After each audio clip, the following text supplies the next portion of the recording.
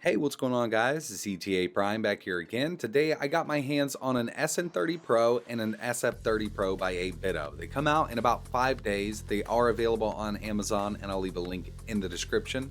They were kind enough to send them over along with the smartphone clip. If you're a regular viewer of the channel, you know I love 8Bitdo products. I have a bunch of their controllers and joysticks. I'm super stoked that I was able to get my hands on these a little bit early. In this video, I'm going to be testing them out on the Raspberry Pi running RetroPie, and I'm also going to break out the Switch and test it on that. These controllers are Bluetooth, but you can use them wired if you don't have a Bluetooth connection on the machine you're using these with. They're compatible with the Switch, Windows, Mac OS, Android, and the Raspberry Pi. I've also been able to connect this to my Linux machine. I run a few emulators on it, and it works fine through Bluetooth. They do claim 16 hours of playtime with this, and it takes about 1 to 2 hours to charge these controllers back up.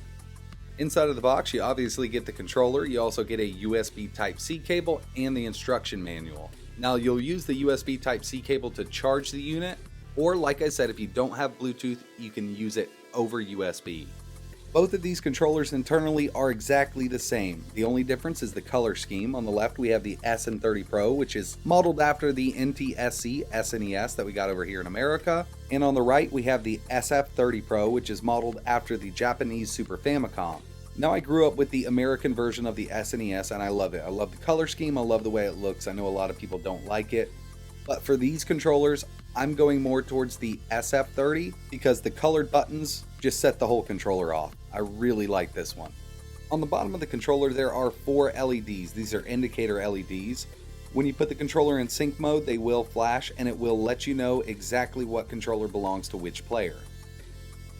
On the top of the controller, right in the middle, we have our USB Type-C charging port. Right next to that, we have a little button that will allow the controller to sync when we press it. And there's also a little charge indicator LED. There are 4 shoulder buttons on here. We have R1, R2, L1, and L2.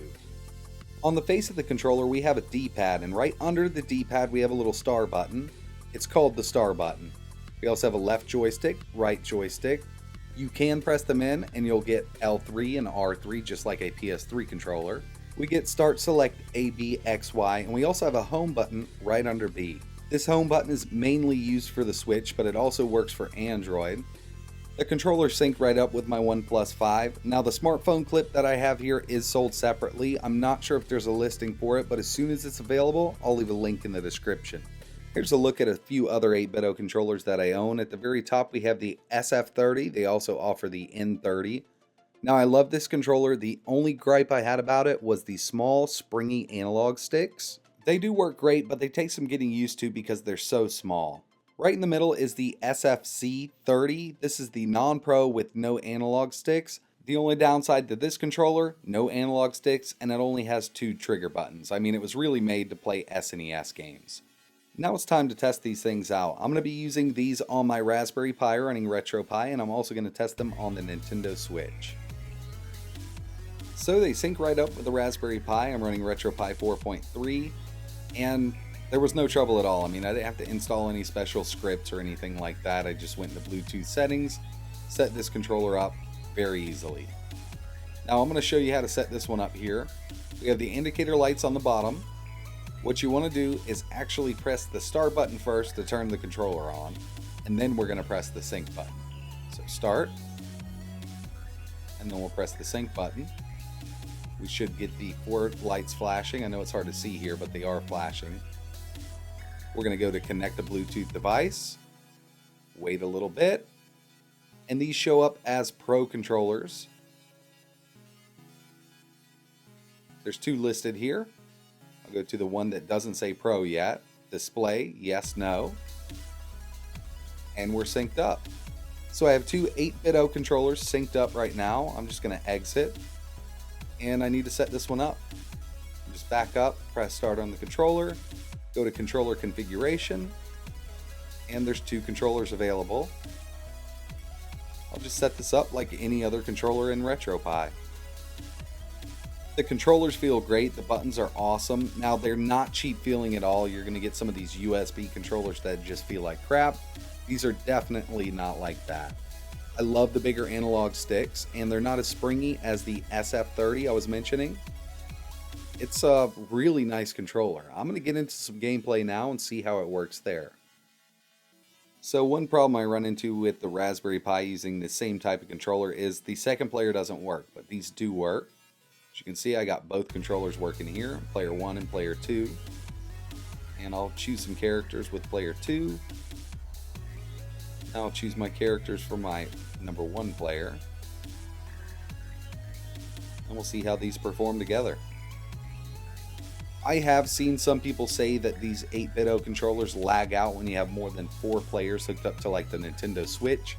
I've just never tried to connect 4 controllers to my Nintendo Switch. I don't have any 4-player games for the Switch, so I probably won't be connecting 4 controllers anyway.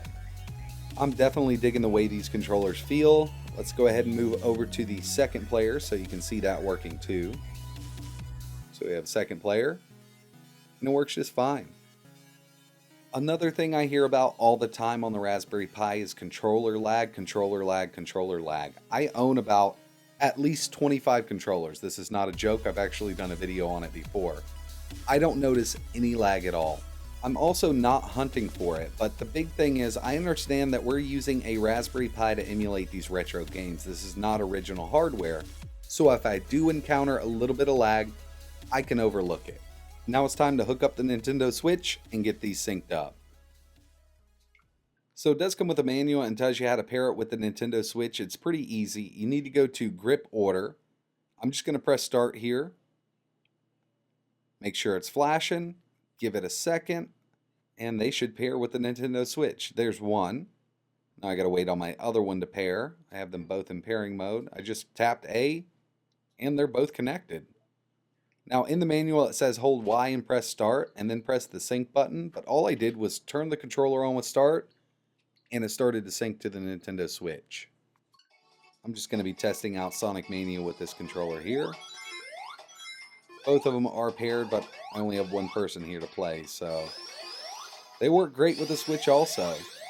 Personally, I won't be using these much with the Nintendo Switch just because I use my Switch as a portable mainly. I've only hooked it up to my big screen TV out in the living room 3 times. This is probably the 4th time I've done it for a video. I mean, to this little screen here using HDMI. So it's mainly a portable, in my opinion. You got the option to hook it up to HDMI and use an external controller, but I love the portability of the Switch. Overall, I really enjoy both of these controllers. These will be my go-to controllers for retro gaming from now on until something else comes out down the line. If you're interested in picking one of these up, I'm going to leave links down below to Amazon. They are $49.99 a piece and they do not release until December 10th. You can pre-order them right now. I prefer the SF30 Pro with the colored buttons, but you can also get the SN30 Pro. They sync up really easily with the Raspberry Pi running RetroPie. I tested on Android and the Switch, so these are great controllers. They are a bit pricey at $49.99, but if you're into the retro look, this is definitely a great option. Like always, thanks for watching.